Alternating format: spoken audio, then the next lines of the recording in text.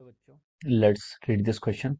So the question says a trolley is carrying a box on its surface having coefficient of static friction equals to 0.3.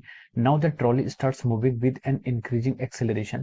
Find the maximum acceleration of the trolley so that the box does not slide back on the trolley. Option A is 2 meter per second square, option B is 3 meter per second square, option C is 4 meter per second square and option D is our 5 meter per second square. Okay, तो चलिए बच्चों इस question को हम start करते हैं। तो देखिए बच्चों, इस क्वेश्चन का जो आपका की कॉन्सेप्ट है, इस क्वेश्चन का आप की कॉन्सेप्ट लिख सकते हैं। देखिए, इस क्वेश्चन में हमसे पूछा गया है कि हमें कितना एक्सेलरेशन दें उस ट्रॉली को कि जिससे आपका क्या ब्लॉक क्या हो, find the maximum acceleration of the trolley so that the box does not slide back on the trolley. ठीक है, जिससे कि करे वो मैक्सिमम एक्सेलरेशन बताना है जिसमें आपका ब्लॉक बॉक्स क्या करे, स्लाइड बैक ना करे, यानी कि आपका रेस्ट पर ही रहे। ठीक है, तो देखिए बच्चों, इस क्वेश्चन का जो आपका की कॉन्सेप्ट है, यहाँ पर देखिए जो आपका ब्लॉक है, ठीक है, आपका जो ब्लॉक है और जो आपकी ट्रॉली की सरफेस है उनके बीच में क्या लग रहा है, यहाँ पर स्टैटिक फ्रिक्शन लग रहा है। ठीक है, यानी कि आपका फोर्स ऑफ फ्रिक्शन लग रहा है, फ्रिक्शनल फोर्स लग रहा है, और उसके अंदर भी कौन सा फ्रिक्शन लग रहा है, आपका स्टैटिक फ्रिक्शन लग रहा है। ठीक है, स्टैटिक फ्रिक्शन इसलिए लग रहा है क्योंकि देखिए आपका जो ऑब्जेक्ट है वो क्या कर रहा है, मूव नहीं कर रहा है। ठीक है, मूव नहीं करेगा तो स्टैटिक फ्रिक्शन, अगर मूव करने लग जाता है फिर हम बोलेंगे कि this will be our what, kinetic friction. ठीक है, तो ये आपका क्या हो जाता है, स्टैटिक फ्रिक्शन। ठीक है, तो देखिए जो स्टैटिक फ्रिक्शन किसने बोला है कि find the maximum acceleration of the trolley. ठीक है, अगर आपकी जो ट्रॉली का मैक्सिमम एक्सेलरेशन कितना होना चाहिए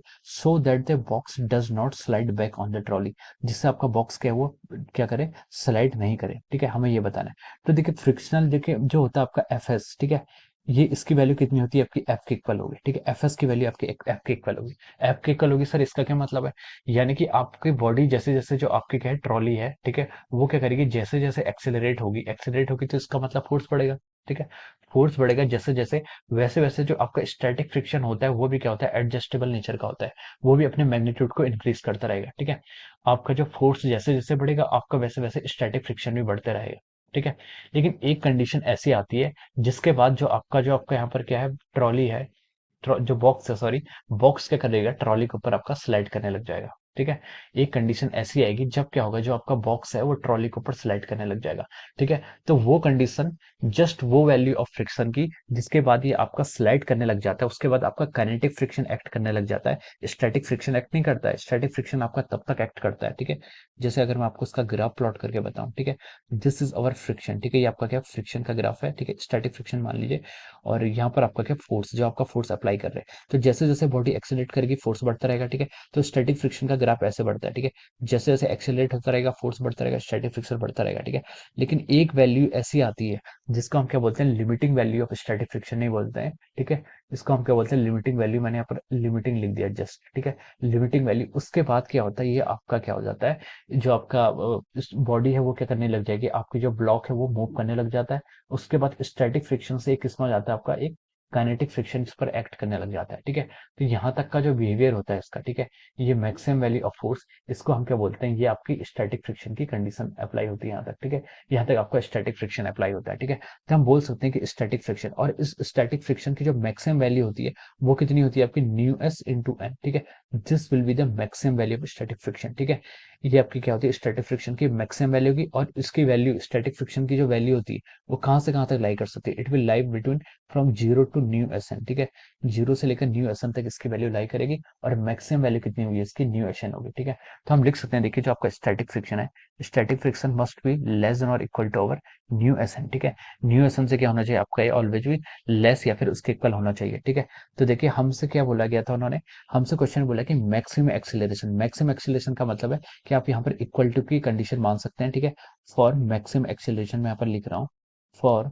मैक्सिमम एक्सेलरेशन। ठीक है, मैक्सिमम एक्सेलरेशन के लिए हम क्या करना पड़ेगा, हम लिख सकते हैं कि जो आपका स्टैटिक फ्रिक्शन है इसकी वैल्यू आपके किसके इक्वल हो जाएगी, आपकी न्यू एस एन के इक्वल हो जाएगी। ठीक है, इस मैक्सिमम एक्सेलरेशन के इसके इक्वल हो जाएगी।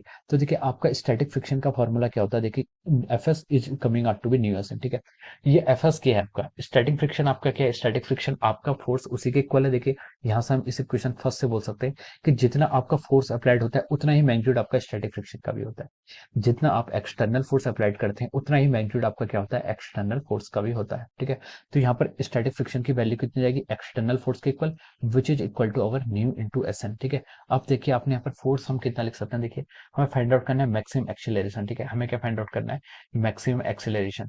तो एक्सीलरेशन के लिए हम क्या लिख सकते हैं, देखिए एक्सीलरेशन के लिए हमें यहाँ पर क्या मास, ठीक है, मान लीजिए इसका जो आपका ब्लॉक है उसका मास कितना m है, एक्सीलरेशन हो जाएगा उसका मास इंटू एक्सीलरेशन, ठीक है। Here we are assuming that m is equal to आपका क्या है, m is equal to over mass of block, ठीक है, ब्लॉक है ना, मास ऑफ बॉक्स, ठीक है, बॉक्स का मास क्या है, कैपिटल मान लेते हैं, ठीक है। तो उस पर फोर्स कितना लग रहा है, mass into acceleration into mu S. N क्या होता है आपका नॉर्मल फोर्स, ये आपका मास है जैसे, ठीक है। इस पर ये देखिए ये इसका जो एक्सेलरेशन होगा वो कितना होगा, मास times acceleration, this is the acceleration. इस पर आपका क्या लगेगा, स्टैटिक फ्रिक्शन लगेगा अपवर्ड डायरेक्शन में, सॉरी अपोजिट डायरेक्शन में, ये आपका स्टैटिक फ्रिक्शन हो जाएगा, ठीक है। स्टैटिक फ्रिक्शन क्या होता है आपका न्यू इंटू एम जी, ठीक है। इसका मास एम है तो यहाँ पर क्या लेगा, देखिए एम जी आपका फोर्स लगता है due to the gravity of the earth, और यहाँ पर इसका ये नॉर्मल लगेगा, ठीक है, ये आपका नॉर्मल लगेगा, और कोई फोर्स तो इसमें नहीं लग रहे हैं, ठीक है। तो यही चार फोर्स इसमें लग रहे हैं, ठीक है।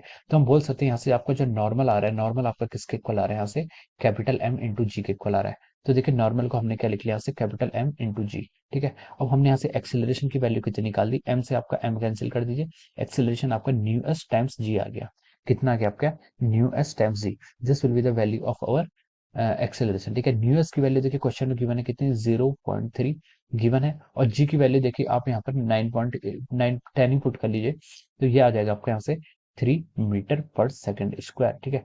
3 मीटर पर second square will be the acceleration, ठीक है।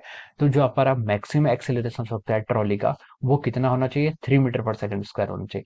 अगर ये आपका इससे ज्यादा होगा तो फिर आपका जो ये आपका ब्लॉक है वो क्या करना पड़ जाएगा, ट्रॉली को, सॉरी बॉक्स है, और ट्रॉली के ऊपर क्या करने लग जाएगा, मूव करने लग जाएगा, ठीक है। तो 3 मीटर पर second square will be the maximum value, ठीक है, ये आपकी क्या हो जाएगी, मैक्सिमम वैल्यू हो जाएगी। अब देखिए ऑप्शन बी में आपको ये गिवन है, ठीक है, 3 मीटर पर सेकंड स्क्वायर। तो हम लिख सकते हैं कि देखिए यहाँ पर option B is the correct answer, ठीक है, ऑप्शन बी के आंसर आपका करेक्ट आंसर हो जाएगा, ठीक है, ऑप्शन बी इज करेक्ट।